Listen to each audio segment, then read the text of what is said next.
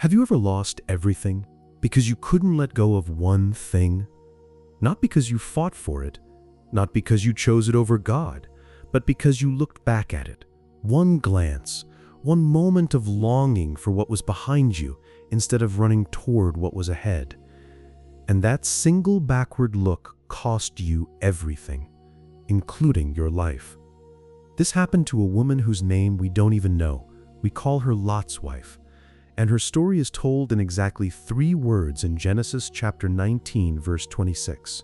But she looked back, and she became a pillar of salt.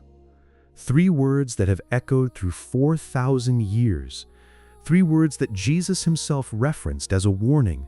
3 words that reveal something so terrifying about the human heart that most preachers avoid this story entirely. Because we don't want to talk about a God who would turn someone into salt for looking backward. We don't want to examine what it means that attachment to a condemned city can be more powerful than the instinct for survival. We don't want to admit that sometimes the greatest danger isn't staying in the fire, it's turning around to see it one more time.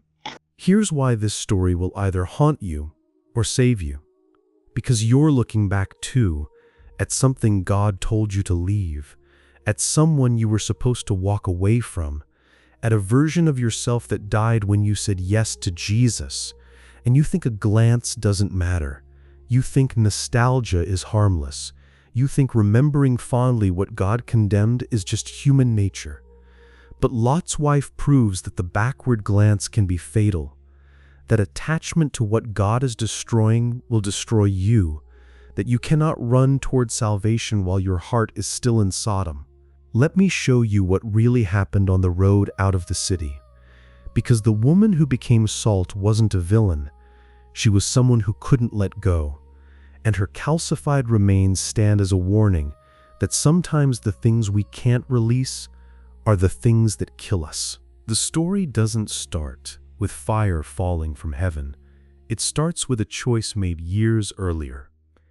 Genesis chapter 13 tells us Abraham and Lot had to separate because their herds were too large to graze together. Abraham gave Lot first choice of land, and Lot looked up and saw the whole plain of the Jordan toward Zoar was well watered, like the garden of the Lord, like the land of Egypt. This was before the Lord destroyed Sodom and Gomorrah.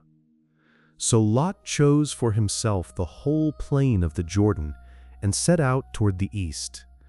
Look at that phrase carefully. Lot chose for himself, not for his family, not seeking God's will, for himself, based on what looked good to his eyes.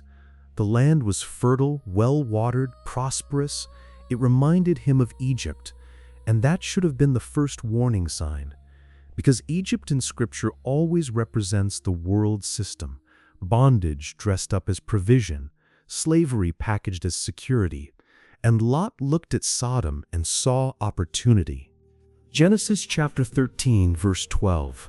Lot lived among the cities of the plain and pitched his tents near Sodom, near it, not in it. He was going to keep his distance, stay close enough to benefit from the economy, but far enough to avoid the corruption. That's what he told himself. But verse 13 reveals what Lot was ignoring. Now the people of Sodom were wicked and were sinning greatly against the Lord. Everyone knew what Sodom was: the sexual perversion, the violence, the arrogance, the complete rejection of God's order. It was infamous, and Lot pitched his tent near it anyway. Then something happened between chapter 13 and chapter 19. Lot moved from near Sodom to inside Sodom. Genesis chapter 14 shows him living in the city. By chapter 19, he's sitting in the gateway, which means he held a position of authority, a leadership role. The man who pitched his tent near wickedness ended up participating in its government. This is the progression. Proximity becomes participation. Nearness becomes normalcy. What you tolerate, you eventually embrace. And Lot had a wife. She's never named. She's just Lot's wife. We don't know where she came from, though many scholars believe she was from Sodom itself. We don't know how long they'd been married. We don't know if she chose this life or just submitted to her husband's decisions. What we do know is this: she lived in Sodom, raised daughters in Sodom, built a life in Sodom, had friends, neighbors, routines, memories in Sodom. And when God decided to destroy it, she had to leave all of that behind. Genesis chapter 19 opens with two angels arriving in Sodom in the evening. Lot was sitting in the gateway, and when he saw them, he got up to meet them and bowed down with his face to the ground. He knew who they were, or at least knew they were from God, and he begged them, "My lords, please turn aside to your servant's house. You can wash your feet and spend the night and then go on your way early in the morning." The angels initially declined, saying they would spend the night in the square, but Lot insisted so strongly that they finally agreed. Why was Lot so desperate to get them off the streets? Because he knew what happened in Sodom after dark. And sure enough, before they had gone to bed, all the men from every part of the city of Sodom, both young and old, surrounded the house. They called to Lot, "Where are the men who came to you tonight? Bring them out to us so that we can have sex with them." The depravity was complete. The entire male population, young and old, demanding to gang rape two visitors. Lot went outside to meet them and shut the door behind him. And then he said something that reveals how corrupted even he had become. "No, my friends, don't do this wicked thing. Look, I have two daughters who have never slept with a man. Let me bring them out to you, and you can do what you like with them. But don't do anything to these men, for they have come under the protection of my roof." Lot offered his virgin daughters to a rape mob to protect two strangers. This is what Sodom had done to his moral compass. He still knew right from wrong enough to call it wicked, but he was willing to sacrifice his own children to maintain hospitality customs. The mob refused. They pressed forward to break down the door, and the angels pulled Lot back inside and struck the men with blindness. But even blinded, the men kept groping for the door, trying to find it. That's how consumed they were. Blindness didn't stop them. Nothing would stop them. And God had seen enough. The angels told Lot, "Do you have anyone else here? Sons-in-law, sons or daughters, or anyone else in the city who belongs to you? Get them out of here, because we are going to destroy this place. The outcry to the Lord against its people is so great that he has sent us to destroy it." Judgment was coming. Final, total, irreversible judgment. And Lot had hours to get his family out. So Lot went out and spoke to his sons-in-law, who were pledged to marry his daughters.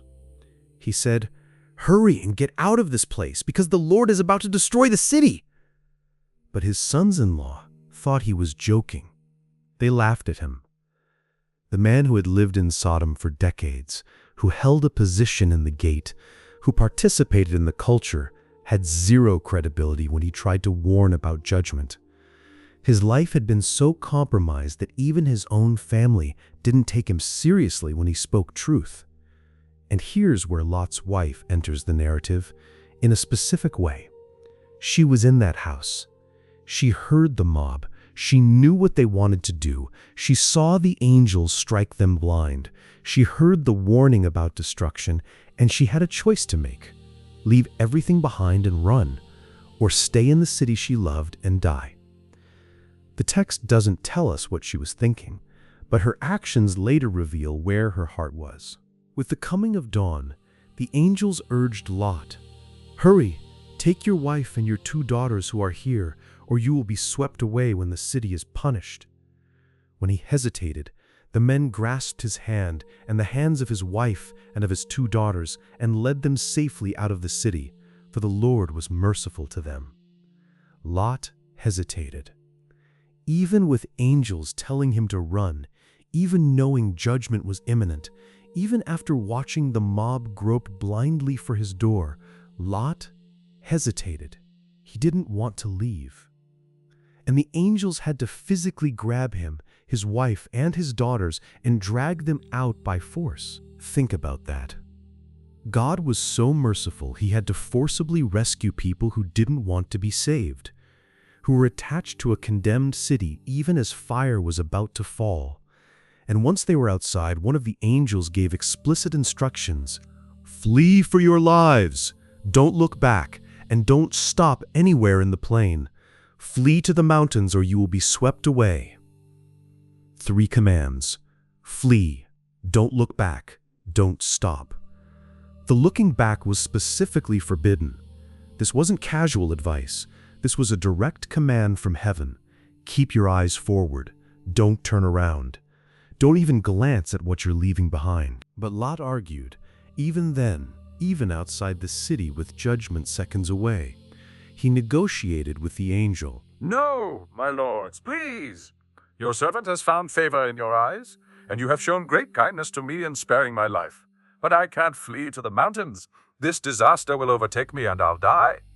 Look, here is a town near enough to run to, and it is small. Let me flee to it. It is very small, isn't it? Then my life will be spared." Lot couldn't obey even basic instructions. The mountain was too far. Could he run to the little town instead? And incredibly, the angel agreed. "Very well, I will grant this request too. I will not overthrow the town you speak of, but flee there quickly, because I cannot do anything until you reach it." God delayed judgment because Lot was slow, adjusted the plan because Lot negotiated. This reveals the patience of God, but also the frustration. How many chances does someone need? How much mercy must be extended before obedience happens? Lot finally ran toward the small town called Zoar, and the text emphasizes the timeline. By the time Lot reached Zoar, the sun had risen over the land. Then the Lord rained down burning sulfur on Sodom and Gomorrah from the Lord out of the heavens. Thus he overthrew those cities and the entire plain, destroying all those living in the cities and also the vegetation in the land. Fire and sulfur, literal burning destruction from heaven.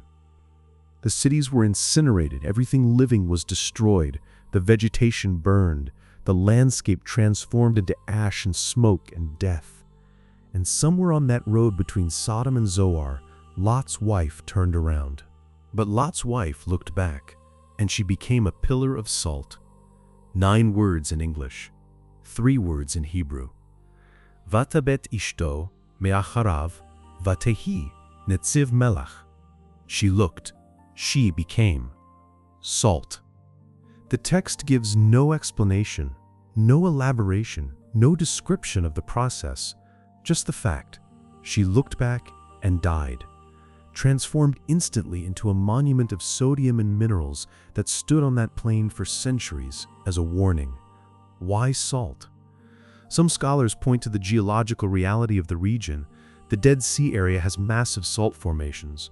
When the sulfur and fire fell, perhaps she was caught in some kind of chemical reaction that calcified her body. Others suggest the salt represents preservation.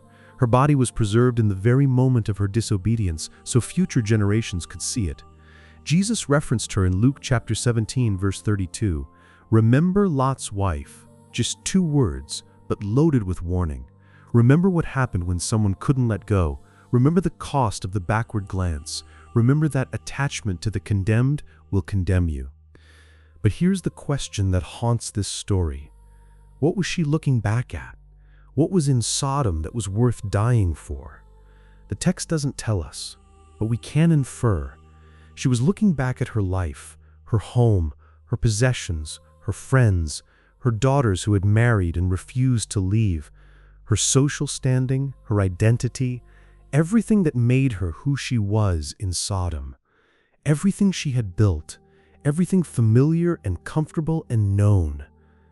And she couldn't let it go, even to save her life, even with fire falling from heaven, even with a direct command from God. She had to see it one more time. This is the tragedy.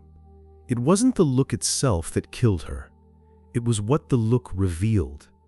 A heart that was still in Sodom even though her body had left. A soul so attached to the condemned that she couldn't obey a simple command to keep her eyes forward. And God, in His terrible mercy, allowed her to become what she loved: salt, sterile, dead, preserved in judgment as a testimony to everyone who came after. This is what happens when you can't let go. Jesus used her as a warning about the end times.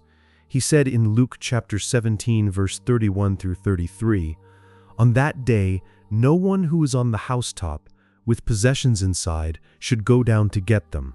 Likewise, no one in the field should go back for anything. Remember Lot's wife. Whoever tries to keep their life will lose it, and whoever loses their life will preserve it." The backward glance represents trying to keep what you should lose, trying to preserve what God has condemned, trying to hold on to an old life when God is creating a new one. Sometimes. And here's the devastating reality. Lot's wife was so close to salvation. She made it out of Sodom. She was on the road to safety. The fire hadn't touched her. She would have lived if she had just kept walking, just kept her eyes forward, just obeyed the simplest command. But proximity to salvation doesn't equal salvation. Being on the right path doesn't guarantee arrival. You have to finish. You have to keep going. You have to resist the pull of what's behind you. Think about what she missed by looking back. She didn't see Zoar, the city of refuge. She didn't see the mountains. She didn't see her husband and daughters reach safety. She didn't see tomorrow. She saw yesterday, and yesterday killed her. Because the past, especially a past God has condemned, has no future. You cannot build tomorrow by staring at yesterday. You cannot move forward while looking backward. And when God says leave something behind, you don't get to take it with you even in memory. This is why nostalgia can be spiritually deadly. We romanticize the past. We remember the good parts and forget why God told us to leave. We think about what we enjoyed in Egypt, in Sodom, in the old life, and we minimize what it was costing us. We forget the bondage, the sin, the death, and we remember the comfort, the familiarity, the pleasure. And that selective memory creates a longing that pulls us backward even when we're running forward. Lot's wife is every person who got saved but kept one foot in the world. Every believer who left sin but kept the phone number. Every Christian who walked away from the toxic relationship but still checks their social media. Every convert who stopped practicing the old life but never stopped loving it. The body left, but the heart stayed. And eventually, the heart wins. Eventually, you turn around. And what you find isn't what you remembered. It's fire. It's judgment. It's death. But there's something else in this story. Something we need to see. Lot kept going. His daughters kept going. They didn't look back. They didn't stop. They made it to Zoar. And later, fearing that even Zoar wasn't safe, Lot and his daughters went to live in the mountains just like the angels originally commanded. They survived because they obeyed. They lived because they kept their eyes forward, which means salvation was possible, escape was achievable, the command wasn't impossible. Lot's wife chose to disobey, and the choice killed her. This puts the responsibility exactly where it belongs, on the individual. God didn't make her look back. The angels gave clear instructions. Her husband obeyed them. Her daughters obeyed them. She chose not to. And that choice has eternal consequences. Because this isn't just about physical death. The pillar of salt represents spiritual death, becoming hardened, calcified, sterile, unable to produce life because you're stuck in a moment of disobedience that never ends. How many people are salt pillars today? Spiritually alive at one point but now frozen in the moment they looked back, going through motions but producing nothing because their hearts are still in the condemned city. They sit in churches but dream of clubs. They sing worship but remember parties. They speak Christian language but think in worldly categories. They're out of Egypt geographically, but Egypt never left their hearts. And like Lot's wife, they're preserved in the very act of longing for what God destroyed. The cure is ruthless forward focus. Jesus said it another way. No one who puts a hand to the plow and looks back is fit for service in the kingdom of God. Paul said it in Philippians chapter 3, verse 13, "Forgetting what is behind and straining toward what is ahead, I press on toward the goal to win the prize for which God has called me heavenward in Christ Jesus." Forget what's behind. Not remember fondly, not recall occasionally. Forget, release it, let it die. Stop giving it space in your mind and heart. Because what you remember, you eventually return to. What you think about, you eventually move toward. And if your thoughts are in Sodom, your feet will follow. This is the fatal cost of attachment to a condemned city. It condemns you. Not immediately, not obviously, but slowly, subtly, through small compromises and backward glances and moments of nostalgia that seem harmless until they calcify into full rebellion. Lot's wife didn't plan to become salt. She just wanted one last look, one final moment with what she loved, and it killed her. So what's your Sodom? What has God told you to leave that you keep looking back at? What relationship did He end that you keep mentally revisiting? What sin did He deliver you from that you still find attractive? What version of yourself did He crucify that you keep trying to resurrect? Whatever it is, hear the warning that's been echoing for 4,000 years. Don't look back. Don't stop in the plain. Flee to the mountains. Keep your eyes forward, because the thing you can't release will be the thing that destroys you. But there's grace in this story too. Lot made it. His daughters made it. Imperfect people with compromised pasts who hesitated and argued and needed to be dragged out by force, they made it.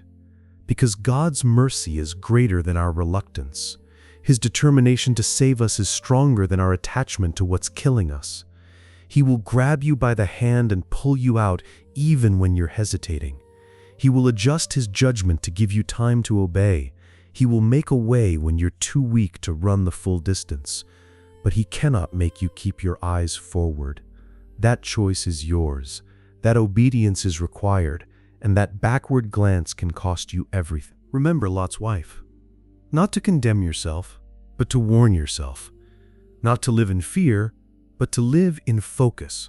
Forward, always forward, toward the mountains, toward safety, toward the future God is creating. And when you feel the pull to look back, when nostalgia tugs at your heart, when what you left behind seems more attractive than what's ahead, remember the pillar of salt standing on the plain. Remember the woman who had salvation within reach and lost it with a glance. Remember that some things aren't worth remembering. Some places aren't worth revisiting even in your mind. Some parts of your past need to stay buried under the fire and sulfur of God's judgment. Let them burn. Don't look back to watch. Just keep walking, keep running. Keep your eyes on Jesus, the author and perfecter of faith, because He's ahead of you, not behind you. And what He has for you in the mountains is infinitely better than anything you left burning in the city. The only way to lose it is to turn around. So don't. Just don't. And when Hugh and where I live.